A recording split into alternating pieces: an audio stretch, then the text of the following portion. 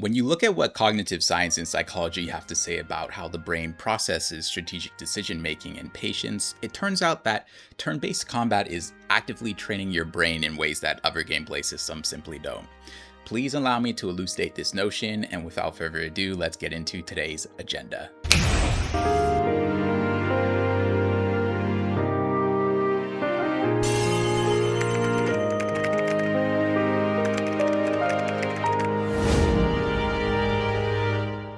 I want to start with decision making because I think this is where the most compelling evidence lives in terms of the benefits of turn based combat. So, in cognitive psychology, there's a concept called executive function. Executive function is essentially the brain's management system, and it's the set of mental processes that allow us to plan, focus attention, remember instructions, and juggle multiple tasks. It's housed primarily in the prefrontal cortex, and it is arguably the single most important cognitive system when it comes to navigating real life effectively. When you plan out your week, that's executive function. When you weigh the pros and cons of a major decision, that's executive function. When you resist the impulse to say something you'll regret in a heated argument, that's executive function. But here's the thing, executive function isn't a static trait, it's a skill. And just like any skill, it can be strengthened through exercise. Dr. Adele Diamond, a neuroscientist at the University of British Columbia, has published extensively on this topic, and her research consistently demonstrates that activities requiring deliberate planning, mental flexibility, and inhibitory control, all things that fall under executive function, measurably improve cognitive performance over time. In other words, your brain gets better at things you practice. Now let's think about what turn-based combat actually asks of you. Every single turn, you are confronted with a decision tree. You have to assess the current state of the battlefield, you have to recall enemy weaknesses and resistances, you have to manage your resources across multiple party members, you have to consider what the enemy is likely to do next, and then you have to synthesize all of that information into a single choice. And then the battlefield state changes the next round and you do it all over again. This is executive function on a rep-by-rep basis. Compare this to action combat, and I want to be very clear here that I'm not saying action combat is bad or brainless. I love action games, but in action combat, the dominant cognitive load is on reaction time and motor coordination. Your brain is primarily processing sensory information and executing physical responses. These are important skills, but they're different skills. The prefrontal cortex, where executive function lives, is not as heavily engaged during rapid reaction-based gameplay as it is during deliberate strategic planning. A study published in Nature, one of the world's most prestigious scientific journals, in 2010 by cognitive researcher Daphne Bavelier found that action games predominantly improve visual attention and processing speed, whereas strategy-based games engage higher-order cognitive processes like planning, evaluation, and adaptive thinking. In other words, when you're playing a turn-based RPG and you're sitting there thinking, okay, this boss absorbs fire, resists physical, and is about to use an AoE attack next turn, so I need to swap my party's archetypes, buff my defense, and set up a synergy skill for the following turn. Your brain is undergoing a legitimate cognitive workout, and it's a workout that directly translates to real-world decision-making. I know that might sound like a stretch, but let me keep going because it gets even more interesting, right? So the second area where turn-based combat is secretly training your brain is patience, and more specifically, impulse control. So let me paint a picture that I think every turn-based RPG player has experienced. You're in a tough fight. Your healer is low on MP, you have one shot of your strongest attack left, and you know that if you use it right now, it'll do massive damage. The impulse to throw everything you have at the enemy is overwhelming, but you also know that the boss has a second phase, and if you blow your resources now, you'll be in deep trouble later. So what do? If you've played enough turn-based RPGs, you wait. You play conservatively, you heal up, you manage your resources, and you save that big attack for when it actually matters in a harder second phase. Congratulations, because you just exercised impulse control in a context where your emotional brain was screaming at you to do the opposite. There's actually a famous psychological study that connects to this directly, and that is the Stanford marshmallow experiment conducted by psychologist Walter Mischel in the early 1970s. To quickly summarize, children were offered a choice between one marshmallow immediately or two marshmallows if they waited for 15 minutes. The study found that children who were able to wait, who demonstrated the ability to control their impulse, impulses for a greater reward later on, went on to have a significantly better life outcomes across a range of metrics, from academic performance to health to relationship stability.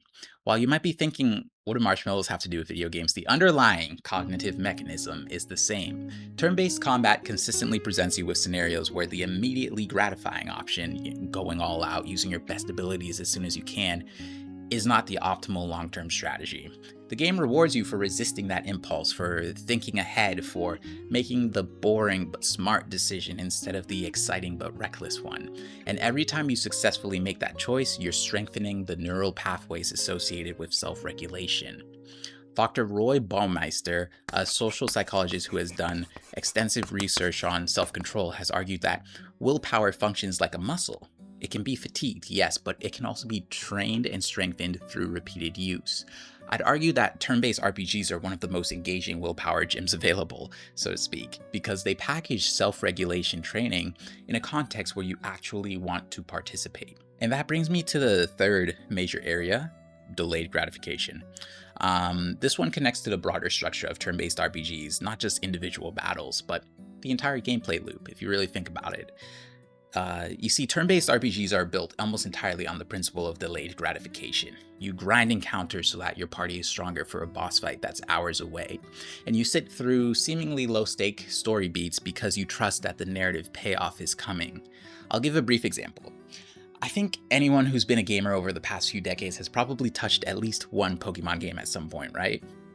Dog, think about how in between every gym battle, you'll be running through grass to catch Pokemon and train your own, and you do it over and over and over and over again. This task on paper is quite monotonous, but somehow it doesn't feel that way, and it's because you have a goal that looms over the task that is extremely exciting, that being an epic gym battle at the end with sick music and a cool, unique environment.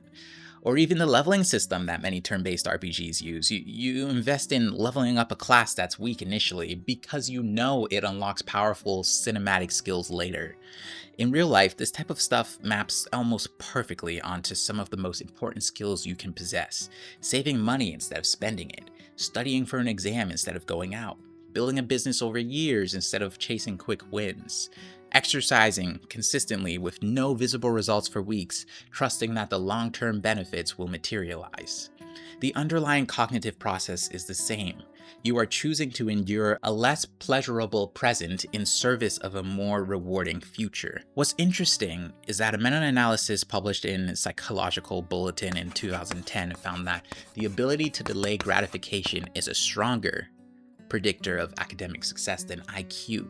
Let me say that again because it's really important to understand. Your ability to choose long-term reward over short-term pleasure is a better predictor of how well you'll do in school and arguably in life than raw intelligence. And turn-based RPGs are essentially delayed gratification simulators. The entire genre is structured around the idea that patience and strategic investment pay off. I think for the best example of this, or rather the one that's the most universally accessible as an anecdote, we gotta swing it back to Pokemon, right? So in Pokemon, there are a lot of Pokemon that can eventually evolve. This completely alters their stats, their appearance, and can give them another type. So sometimes you would pick a Pokemon that you think looks stupid and is an absolute loser solely because of what they can evolve to. I think the best example from Pokemon, among many examples, would definitely be Magikarp.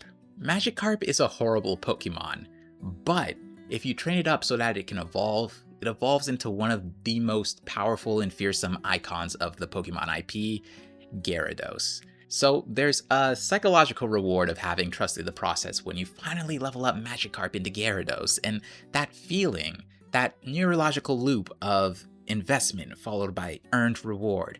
It reinforces the exact same cognitive patterns that lead to success in real life. I want to squeeze one more concept in here before I start to put a bow on things, and that is metacognition. Metacognition is essentially thinking about thinking. It's the capacity to step back and evaluate your own decision-making process rather than just reacting? Are you making this choice because it's actually the best option, or because you're frustrated and just want the fight to be over? Did you lose that battle because the boss was cheap, or because you didn't prepare correctly? Turn-based combat gives you the space to ask these questions in live time because, unlike action combat, the game is literally waiting for you to think. That pause in between turns, which ironically is what I think most critics of the genre find boring and unappealing, is actually the most cognitively valuable part of the entire system. It's a structured opportunity for reflection, evaluation, and strategic adjustment. It's the moment where your brain is most active, and the habit of pausing before acting, of reflecting before reacting, is one of the most transferable skills that gaming can give you. Think about how many situations in your everyday life could be improved if you just pause before responding. For example, maybe a heated disagreement with a coworker that blows up into something more, a financial decision made under pressure, like you go into a dealership and you get squeezed, the ability to resist the urge to react immediately and instead create a mental space where you can think clearly. That is one of the most powerful skills a person can develop. And turn-based RPGs, by their very design, they train that skill every single time you play. So let's recap today's lesson. We delved deep into cognitive science and established that turn-based combat is training executive function. We highlighted how it strengthens impulse control. We defined how it is building the muscle of delayed gratification. And we ended on how turn-based combat fosters metacognition, the skill of thinking about your own thinking. All of these are some of the most important cognitive abilities that determine how well a person navigates their life. And I find it kind of poetic, honestly. The very thing that people criticize about turn-based combat, the fact that it's slow or that it makes you wait, is exactly what makes it so valuable. The pause is the feature and the patience is the point, in other words. If you take away one thing from this video, I hope it's an extra layer of appreciation for what your brain is actually doing the next time you sit down with a turn-based RPG. You're not just playing a game, you're sharpening the tools that you use to navigate real life, one turn at a time. And I think that's cool. You know, I'm a big advocate for intentional gaming, and this genre is definitely one where you can't go wrong in terms of gleaning value from your play sessions. Thank you so much for spending time with me today. It's an absolute honor to be able to create videos for you all. If you're enjoying the discussions in the comments or the videos themselves, definitely subscribe. We'd be honored to have you join us here. There's a way to join the channel's Discord in the description, where I'm always present and down for a chat, and we have a community of people who love video games. Check out the other videos on my channel for more content like this, and have a great day, night, or morning, and remember to be kind and thoughtful. Peace.